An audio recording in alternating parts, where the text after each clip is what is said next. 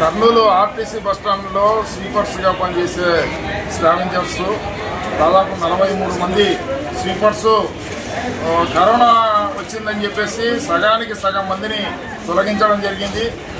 దఫాలుగా ఆందోళన చేసిన ఫలితంగా కొంతమందిని తీసుకున్నారు.